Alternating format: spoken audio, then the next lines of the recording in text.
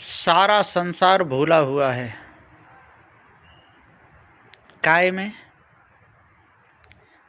पानी और पत्थर की पूजा में सारा संसार भूला हुआ है। विषय वासना में और भ्रमभूल कल्पना में सारा संसार भूला हुआ है। किसी भूत को मान करके सारे संसार के लोग अंधे हो गए। अपने ऊपर किसी देव को मान करके सारे संसार के लोग वीरान हो गए। जीव के ऊपर कोई शिव नहीं है, ईश ब्रह्म कोई पीव नहीं है नहीं। सारा का सारा धोखा है। इस धोखे में बड़े बड़े ज्ञानी, बड़े बड़े ध्यानी फंस गए, अपने आप को जान तक नहीं पाए। कहते तो रहे, बात बहुत लंबी लंबी कहे, बात बड़बड़ी कहे, आकाश पाताल छान डाले, पहुँचे कहीं भी नहीं। बात आकाश की करे, आकाश में कभी गए नहीं। बातें पाताल की करे, पाताल में कभी गए नहीं। 7 पाताल बता डाले नीचे जमीन में, एक भी देखा नहीं। ऊपर 7 स्वर्ग बताए, एक भी स्वर्ग की कभी खबर लाए नहीं, गए नहीं।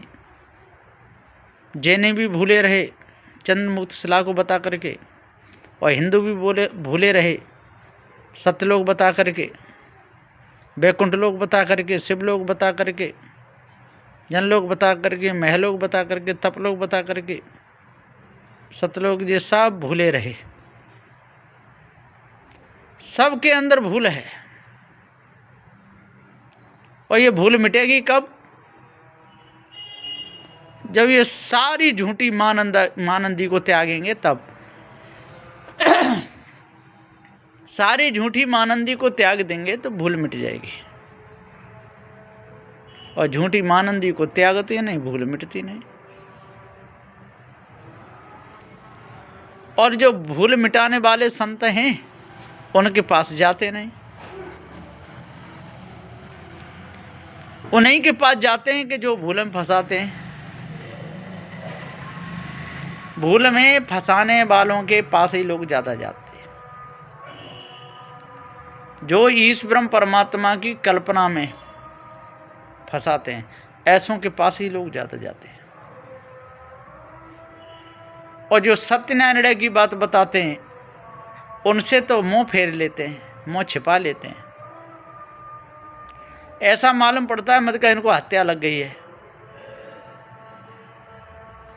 नाच गाने तमाशे में बहुत जल्दी जाते हैं, ऊपर को मुँह चेंट के बैठते हैं, और सत्संग में जाने में उनको पसीना छूटता है।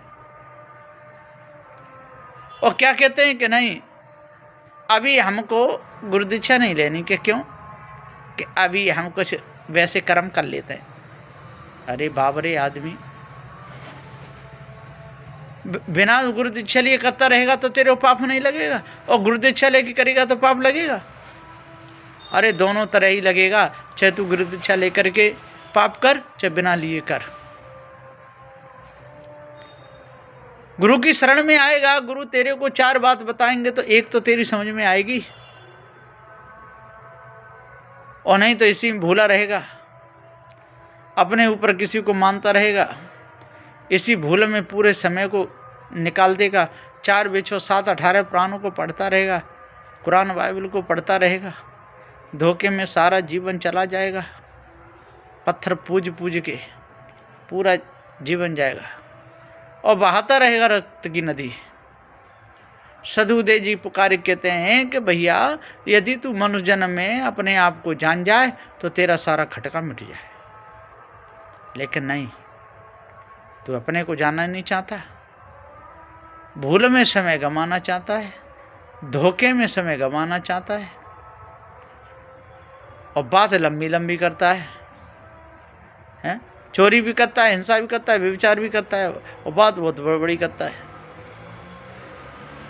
तो साहब कहते हैं कि भाइयों अपने आप को जानना चाहिए और भूल के शब्दों को भी अपने निर्णय में नहीं लाना चाहिए। जो पारक सिद्धांत का जो निर्णय है इसमें भूल को नहीं जोड़ना चाहिए। भूल क्या है? जो जीव के ऊपर जो परमात्मा माना है ये भूल है, जीव के ऊपर जो आत्मा माना है ये भूल है। और बीच बीच में लोग आत्मा की बहुत चर्चा करते हैं, कहते हैं आत्मा जब निकल जाएगा शरीर छूट जाएगा, आत्मा यूँ का त्यों रह जाएगा। अरे भैया, जब शरीर छूट जाएगा जीव यूँ का त्यों रह जाएगा। जीव जनैया है, हैं? शरीर धरना छोड़ना जीव करता है। इन शब्द कहने में क्या होता है? जिन शब्दों के द्वारा भ्रम बढ़ता हो, भूल बढ़ती हो, ऐसे शब्दों को क्यों जोड़ना है? वही बात जो वेदांती लोग कह रहे हैं, वही बात गीता में है, वही भागवत में है। फिर सदुश्री कबीर साहब ने इतनी मेहनत क्यों की है? ये गीता तो सदुश्री कबीर साहब से पहले की है, भागवत भी सदु कबीर साहब से पहले की है। तो उन शब्दों को सदुश्री कबीर साहब भी प्रयोग कर सकते थे, हैं? वो भी चिल्लाते पूरे बीजक में आत्मा ही आत्मा, आत्मा ही आत्मा है। एक दो जगह तीन जगह आत्मा का नाम आया है तो सदुदेव ने समझाने के लिए दिया है कि वो लोग ऐसा कहते हैं, जीव को आत्मा भी कहते हैं और काट के पत्थरों को भी पूजते हैं, तो जीव आत्मा को तो दुख दे रहे हैं। तो जी उनके लिए कहा है कि भाइयों जीव को आत्मा भी कहते हो, काट के आप पूजते भी हो, इसलिए आपका आत्म सिद्धांत ये मिथ्या है, ठीक नहीं है। अब इतने पर भी आपको समझना आवे, यदि आत्म सिद्धांत सदुश्री कबीर साहब का होता या जीव को सदुश्री कबीर साहब आत्मा मानते तो हर साखी में निर्णय देते, हर साखी में, हर दोहा में, हर रमैनी में, शब्द में, ज्ञान चौतीसा में, विप्रमति से में, कहरा में, बसंत में, चाचर में, हिंडोला में, साग, सब में आत्मा ही आत्मा कहते, हर एक सब में आत्मा ही से जोड़ते। आत्मा सत्य है, आत्मा अजन्म अखंड है, आत्मा के ऊपर कोई दूसरा नहीं है, ये शब्द आते। पर वहाँ तो ये है चेतन जीव अजन्म अखंड है, नित्य स्वयं स्वरूप है, जीव के ऊपर कोई ईश्वर आत्मा परमात्मा नहीं है? आत्मा को तो खंडन किया है पूरे बीजक में। अरे दो एक जगह जो शब्द आ गया तो उन लोगों का मुंह बंद करने के लिए है कि इधर जीव को आत्मा कहते हो, काट के पत्थर भी पूजते हो, इसलिए इनमें किछु न ज्ञान। टोपी पहरे, माला पहरे, छाप तिलक अनुमाना और साकी शब्द गावत भूले, आत्म खबर न जाना। आत्मा की तो आपको खबर ही नहीं मिली है, उसको तो आपने निर्गुण निराकार अगम अपार चित्तमन बुद्धि वाणी से परे और व्यापक भी बताया, इसलिए आपने खबर ही नहीं पाई। तो वो मिथ्या, जिसकी खबर ही नहीं मिली आपको तो वो तो मिथ्या है, झूठ है, कल्पना है। और जीव सत्य है, जीव जनैया है। यदि जीव कोई कभी सब आत्मा कहते तो हर जगह हर साखी में आत्मा जोड़ते हैं, हर रमैनी में आत्मा शब्द आता, हर शब्द में आता, पूरे बीजक में आता, पूरे पंच ग्रंथि में आता, सठ ग्रंथि में आता। और टीका में सदगुरु श्री पूरन साहब आत्मा को ही सिद्ध करते, टीका में सदगुरु श्री राम स्वरूप साहब जी आत्मा को ही सिद्ध करते, सदगुरु श्री कबीर साहब जी आत्मा को ही सिद्ध करते। आत्मा कहीं भी सिद्ध नहीं किया, आत्मा का खंडन किया। इसलिए प्रवचन बोलते समय जीव के लिए आत्मा शब्द का प्रयोग नहीं करना चाहिए, ये ध्यान रहे। यदि आप सच्चे पारखी हैं और सच्चे अनुयायी सदुश्री कबीर साहब के हैं और सच्चे दिल से आप कहते हैं हम पारखी हैं, तो पारक सिद्धांत से चलो, जीव के लिए आत्मा शब्द मत जोड़ो, क्योंकि आत्मा तो उन लोगों ने ही जीव के लिए कहा है ना। तो ऐसे बता दो कि जिन लोगों ने जीव को आत्मा कहा है, पर आत्मा तो कहा है, पर उन्होंने आत्मा का आदर नहीं दिया, जीव को दुख दिया, इसलिए आत्मा मिथ्या और जीव सत्य। जीव को आत्मा तो कहा, पर आत्मा कहकर के जीव को दुख दिया है। आत्मा को व्यापक भी कहा, सब में व्यापक है, और तब भी काट काट के पत्थर पूजे है।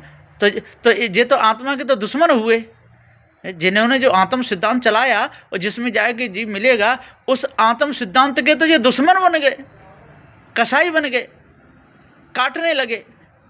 उसी का खंडन कर दिया इन्होंने, अपने हाथों से देख लो, अपने ही मुख से खंडन कर दिया है। इसलिए आत्म सिद्धांत कोई सिद्धांत नहीं है, आत्मा कोई वस्तु ही नहीं है।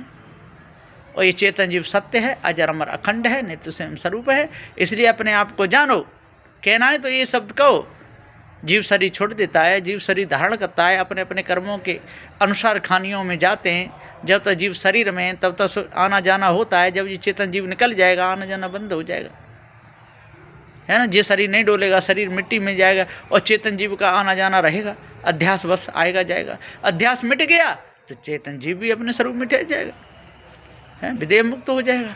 और यदि अध्यास नहीं मिटा तो इसी प्रकार से भरमता डोलेगा। इसलिए आत्मा सिद्धांत प्रयोग करना शब्द का या ब्रह्म शब्द का प्रयोग करना या जोड़ना जीव के लिए ये महाभूल है। आत्म सिद्धांत, ब्रह्म सिद्धांत सदूसरी कबीर साहब से पहले से खड़ा है और ये चर्चा जीवात्मा पूरी गीता में ये शब्द पूरी गीता में भरा हुआ है। इसलिए विचार करें, हे पारखी संतो, हे ज्ञानियों विद्वानों, विचार करो। विचार नहीं करोगे तो एक दिन ऐसा होगा कि अपना जो पारक सिद्धांत है ना वो आत्म सिद्धांत में ही मिल जाएगा। आप किसी को पता ही नहीं चलेगा कि ब्रह्म सिद्धांत क्या है और पारक सिद्धांत क्या है? पूरा गड़बड़ मामला हो जाएगा। सदुश्री कबीर साहब की पूरी मेहनत पर पानी फिर जाएगा, सारी कमाई चौपट हो जाएगी। इसलिए अपने आप को जानो, भ्रम को त्यागो, भूल को दूर करो और पारक सिद्धांत का आदर करो, सदुश्री कबीर साहब का आदर करो। बोलिए श्री सद्गुरुदेव की जय।